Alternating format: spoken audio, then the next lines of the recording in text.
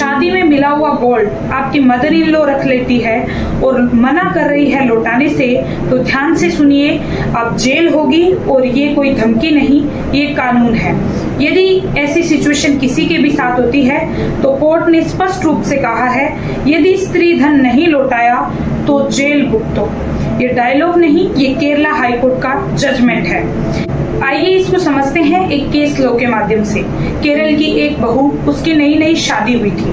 उसके मायके वालों ने उसे 65 सोवरेन सोना दिया। पति ने बोला माँ के पास रख दो, सेफ रहेगा। लड़की ने भरोसा किया और गहने सास के पास रख दी। हमारे हिंदू संस्कृति में ऐसा होता भी है कि बहुएं अक्सर अपना सोना सेफ्टी के लिए अपनी सास के पास रख देती है, लेकिन कुछ महीनों के बाद में उस लड़की का रिश्ता टूटने लगा। पति ने लड़की के पिता से 5 लाख रुपए मांगे दहेज के नाम पे, परंतु लड़की के पिता ने इसे देने से मना कर दिया। उसके बाद लड़की गर्भवती हो गई और मायके चली गई। उसके बाद जब उसके पिता ने पैसे नहीं दिए तो तनाव बढ़ता गया और फिर कभी वापस नहीं लौटी। इसके बाद लड़ाई शुरू होती है गहनों की। फैमिली कोर्ट ने कहा कि आप प्रूव नहीं कर पाई कि गहने आपके ही थे।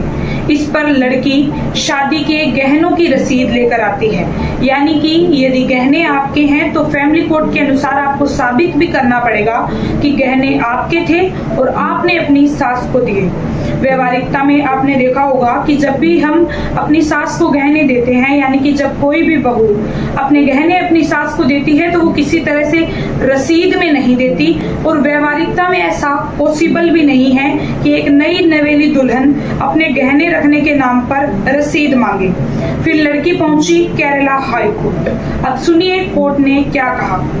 शादी में मिला हुआ सभी सोना, सभी गिफ्ट स्त्री धन कहलाते हैं, यानी कि ये महिला की पर्सनल प्रॉपर्टी है। यानी कि महिला को शादी में मिले हुए सभी गिफ्ट स्त्री धन में आते हैं।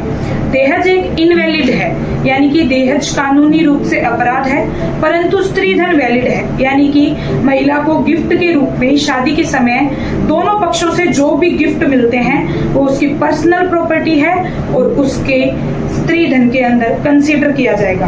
किसी भी महिला के स्त्री धन को लेने का अधिकार ना ही तो उसके सास ससुर ननद या देवर जेठ किसी का भी नहीं होता है। वो महिला की पर्सनल प्रॉपर्टी होती है। चाहे उनके बीच में तलाक भी हो जाए फिर भी सोना लौटाना पड़ेगा। ये है केरला हाई कोर्ट का जजमेंट।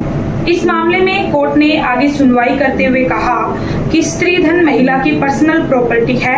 यदि कोई उसे वापस नहीं करता तो ये कानूनी रूप से अपराध है। इसके साथ ही कोर्ट ने ऐतिहासिक जजमेंट देते हुए कहा कि हर चीज का प्रूफ भी नहीं रखा जा सकता है। जब लड़की और लड़की के परिवार में सब कुछ ठीक था तो वो कैसे गहनों की रसीद अपनी सास से मांग लेती।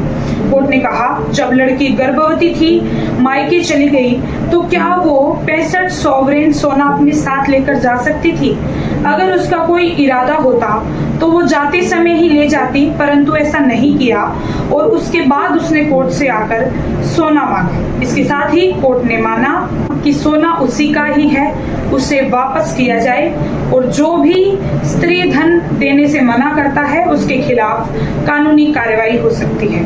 अब ध्यान दीजिए, यदि आपके साथ भी ऐसा होता है तो 2023 में आईपीसी के स्थान पर भारतीय न्याय संहिता यानी कि बीएनएस आ चुकी है और इसमें महिलाओं के अधिकारों के लिए कड़े प्रावधान किए गए हैं। आइए जानते हैं नए एक्ट में महिलाओं के लिए स्त्री धन से रिगार्डिंग कौन से कड़े प्रावधान किए गए हैं। आईपीसी में धारा 406 के तहत हम स्त्री धन की डिमांड कर सकते थे, परंतु अब बीएनएस के सेक्शन 316(2) में ऐसे मामलों को शामिल किया गया है। मतलब अगर स्त्री धन वापस नहीं किया तो सजा हो सकती है जेल और जुर्माना दोनों। यानी कि आपकी सास या जिसने भी आपके ससुराल में आपके गहने, आपका स्त्री धन, आपके गिफ्ट्स जो शादी के समय मिले थे वो रख लेते हैं तो जेल भी भुगतनी पड़ सकती है और जुर्माना भी हो सकता है, और ये कंसिडर किया जाता है बीएनएस के सेक्शन 316(2) के तहत। आपके साथ भी किसी भी महिला के साथ ऐसा हो रहा है तो मुझे कमेंट बॉक्स में जरूर से बताइएगा तथा वीडियो को ज्यादा से ज्यादा शेयर करें ताकि किसी अन्य आपकी रिश्तेदार महिला के साथ भी ऐसा हो रहा हो तो उसे अपना हक मिले। ये कोई भीख नहीं है, स्त्री धन आपका हक है, स्त्री धन आपकी पर्सनल प्रॉपर्टी है। तथा आपको इससे रिगार्डिंग किसी भी तरह की हेल्प चाहिए तो नीचे मेरा ईमेल एड्रेस दिया गया है। आप मुझे मेल भी कर सकते हैं तथा इंस्टाग्राम आईडी पर डीएम भी कर सकते हैं। किसी भी सहायता के लिए तुरंत संपर्क करें, क्योंकि स्त्री धन आपका हक है, भीख नहीं। सब्सक्राइब करें, लीगल फोकस को लाइक करें, शेयर करें, क्योंकि कानून सबका है पर जानकारी सबके पास नहीं होती है। धन्यवाद।